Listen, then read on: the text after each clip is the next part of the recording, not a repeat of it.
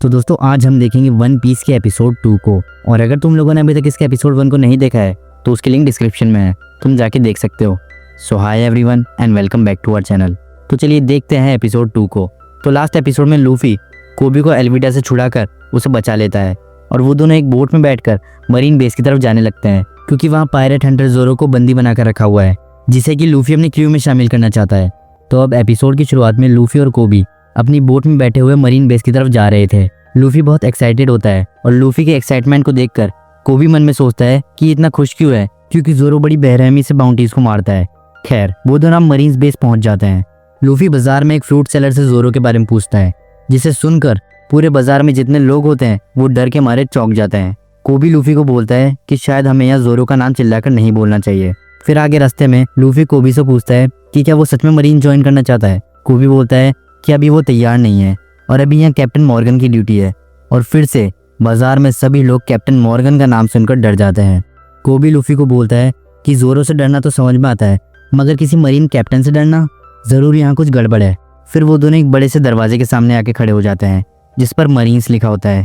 कोबी ये सोचकर रोने लगता है कि अब यहाँ से लूफी और उसके रास्ते अलग हो जाएंगे, मगर लूफी तो दीवार पर चढ़ के जोरो को देखने की कोशिश करता है और उसे जोरो दिख जाता है। कोबी और लूफी देखते हैं कि रोरोनोआ जोरो मैदान के बीचों बीच लकड़ियों से बंधा हुआ है। लूफी कोबी से जोरो की रस्सियां खोलने की बात करता है, जिस पर कोबी उसे चिल्लाते हुए मना कर देता है। तभी जोरो उन दोनों को देख लेता है और बोलता है कि तुम दोनों यहाँ से चले जाओ। कोबी लूफी को वहां से चलने के लिए बोलता है। तभी वहाँ एक छोटी बच्ची लैडर और एक रस्सी की मदद से उस वॉल को पार कर जाती है और जोरो के पास जाकर उसे बताती है कि उसने उसके लिए राइस बॉल्स बनाए हैं, क्योंकि जोरो बहुत भूखा होगा। मगर जोरो बोलता है कि मुझे ये नहीं चाहिए, मुझे परेशान करना बंद करो और जाओ यहाँ से। तभी वहाँ एक पीले बालों वाला लड़का दो मरीन ऑफिसर के साथ आता है और बोलता है कि जोरो, एक छोटी बच्ची से इस तरह बात करना सही नहीं है, और मैं बता दूं कि ये आदमी एकदम घमंडी और लीचड़ किस्म का आदमी होता है। खैर लूफी और कोबी को लगता है कि अब ये छोटी बच्ची सेफ है, क्योंकि वहाँ मरीन्स आ चुके हैं। वो पीले बालों वाला लड़का उसका एक राइस बॉल जबरदस्ती लेकर उसे खाने लगता है, मगर उसे ये राइस बॉल जरा भी पसंद नहीं आता और वो उसके राइस बॉल को थूक देता है और दूसरे राइस बॉल को भी अपने पैरों से क्रश कर देता है। वो छोटी बच्ची अब रोने लगती है। तभी वो लड़का उसे एक नोटिस दिखाता है और बोलता है कि इस नोटिस के मुताबिक जो भी क्रिमिनल्स की मदद करेगा उसे भी सूली पर चढ़ा दिया जाएगा। और नोटिस मेरे डैड कैप्टन मॉर्गन ने जारी किया है, मतलब ये कैप्टन मॉर्गन का बेटा है।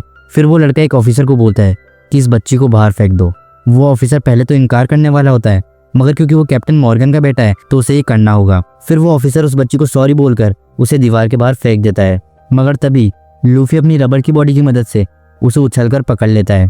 वो बच्ची लूफी को थैंक यू बोलती है। कोबी और लूफी समझ जाते हैं कि ये लोग बहुत बुरे हैं, खासकर कैप्टन मॉर्गन और उसका बेटा, और इसी वजह से बाजार में सभी लोग मॉर्गन के नाम से डर रहे थे।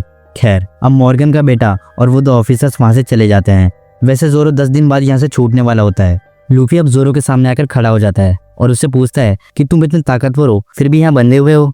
जोरो बोलता है कि तुम अभी मेरी ताकत को जानते नहीं हो। लूफी से बाय बोलकर वहां से जाने लगता है। तभी जोरो उसे पीछे से आवाज लगाता है और बोलता है कि क्या वो उसे नीचे गिरा हुआ राइस बॉल दे सकता है, और जोरो उस कुचले हुए राइस बॉल को खा लेता है। फिर सीन शिफ्ट होता है और लूफी, कोबी और वो बच्ची एक जगह बैठे होते हैं। लूफी उस बच्ची को बताता है कि कैसे जोरो ने उसके दिए हुए राइस बॉल को खा लिया। कोबी बोलता है क्या जोरो इतना भी बुरा नहीं है जितना हमने सुना था। वो बच्ची बताती है कि ऐसा नहीं है, जोरो एक बहुत अच्छा इंसान है और ये सब हेलमोपो की वजह से हुआ है, जो कि कैप्टन मॉर्गन का बेटा है।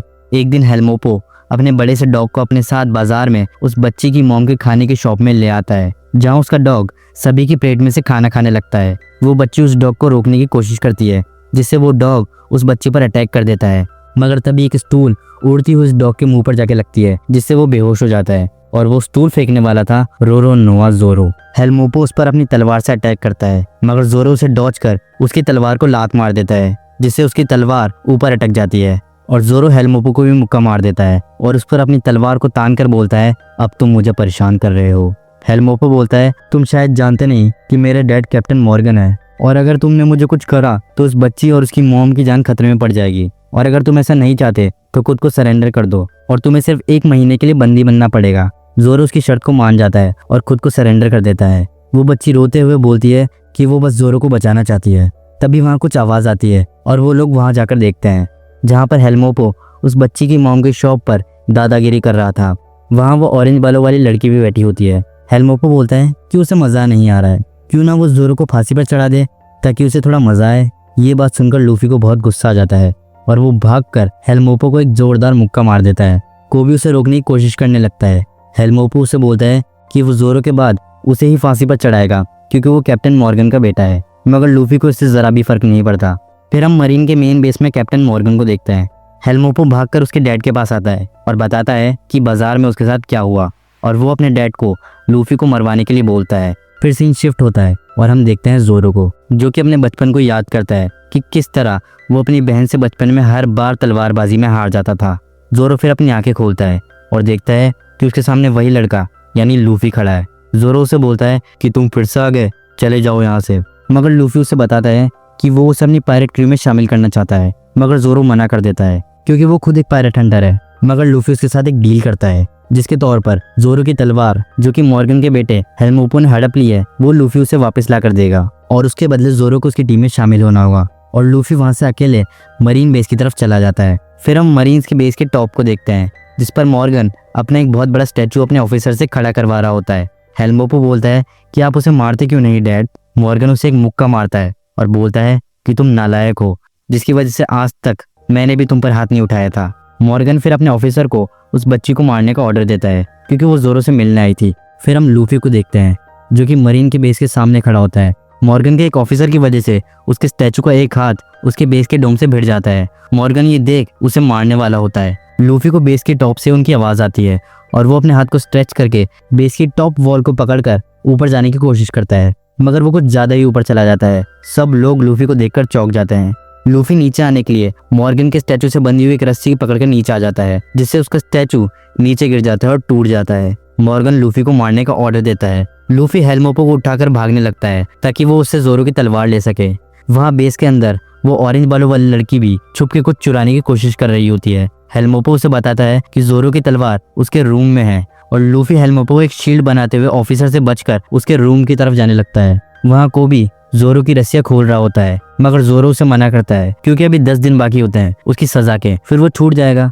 मगर कोबी उसे बताता है कि हेलमोपो उसे कभी छोड़ने वाला था ही नहीं, वो तो कल उसे फांसी पर चढ़ाने वाला था और लूफी ने इसी वजह से हेलमोपो की पिटाई भी की थी। कोबी उसे बोलता है कि तुम्हें और लूफी को एक दूसरे की जरूरत है। तभी वहाँ मॉर्गन और उसके ऑफिसर्स आ जाते हैं। मॉर्गन कोबी को मारने का ऑर्डर देने लगता है। फिर हम लूफी को देखते हैं जो कि हेलमोपो के रूम में पहुंच जाता है, मगर उसे वहाँ 3 तलवार मिलती है। वो हेलमोपो से पूछने लगता है, मगर हेलमोपो तब तक बेहोश हो चुका था। फिर लूफी खिड़की से देखता है कि कोबी और जोरो मुसीबत में है। ऑफिसर कोबी और जोरो पर निशाना लगा के उन पर फायर कर देते हैं, मगर तभी लूफी अपनी रबर की बॉडी की मदद से खिड़की तोड़कर कोबी और जोरो के सामने आकर खड़ा हो जाता है और सारी गोलियां लूफी को लग जाती है। कोबी डर जाता है, मगर तभी वो सब देखते हैं कि सारी गोलियां लूफी के शरीर से बाउंस बैक होकर आ गई है क्योंकि आखिर उसकी बॉडी रबर से जो बनी है। जोरो लूफी से पूछता है कि वो है कौन। लूफी उसे बताता है कि मेरा नाम है मंकी डी लूफी और मैं बनूंगा अगला पायरेट किंग। खैर, इसी के साथ हमारा वन पीस का एपिसोड 2 खत्म हो जाता है। जाने से पहले वीडियो को लाइक करके चैनल को सब्सक्राइब करके बेल आइकन भी दबा दो। तो मिलते हैं अगले वीडियो में, तब तक के लिए बाय बाय।